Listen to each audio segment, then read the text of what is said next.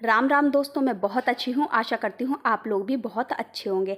आज हमारे यहाँ बनने वाला है देसी खाना, गांव का खाना। यानी कि आज हमारे यहाँ बनने वाली है चूल्हे पे रोटी और करौंदे की चटनी, और रायते के साथ खाएंगे। और सच में बहुत टेस्ट आने वाला है, बहुत मज़े आने वाले हैं, क्योंकि ऐसा खाना कभी कभी ही मिलता है खाने के लिए। बाकी तो डेली गैस का ही रोटी खाते हैं हम।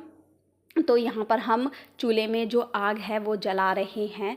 तो यहाँ पर जो मेरी सासू माँ है वो जला रही हैं, और उसके बाद मैंने इसको थोड़ा सा जलाया था तो ये बुझ गई थी आग। और फिर उसके बाद दोबारा से जो चूल्हे की जो आग है उसको जलाया हम लोगों ने।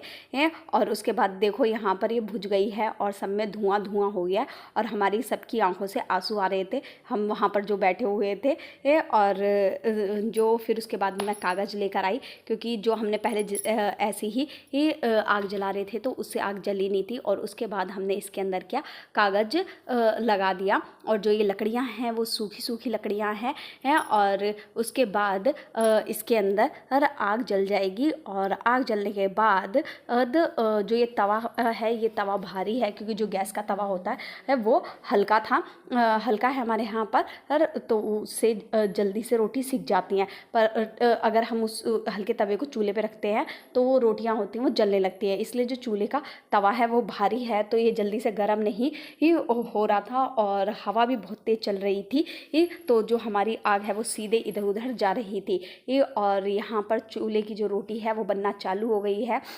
और तवा गरम नहीं थे, और तो इसलिए इतनी जल्दी ही नहीं बन पा रही है। जब तवा एक बार गरम हो जाता है फिर तो जो चूल्हे की रोटी है वो गैस से भी, चूल्हे पर जो रोटी होती हैं वो गैस से भी जल्दी बन जाती हैं। तो आज हमारे यहाँ बन रही है हाथ वाली पानी वाली रोटी और करौंदे की चटनी। तो यहाँ पर आप देख सकते हो कि जो लोई है वो तवे के ऊपर है। लोई नहीं भैया, रोटी, जो रोटी है वो तवे के ऊपर है, और एक रोटी है वो सिक रही है, और एक रोटी जो है वो उससे मम्मी गोल गोल गोल गोल गोल करके उसे हाथ की रोटी ही बनाएंगे। और उसके बाद हम सब लोगों ने मिलकर रोटी खाई थी, और इतना टेस्ट आ रहा था ना, इतने मज़े आ रहे थे बहुत ज़्यादा। और सच बताऊँ, करौंदे की जो चटनी थी वो भी बहुत ज़्यादा टेस्टी बनी थी। और जो हमारे कैपेसिटी है खाने की, हमने उससे एक एक दो दो रोटी सब ने एक्स्ट्रा खाई थी।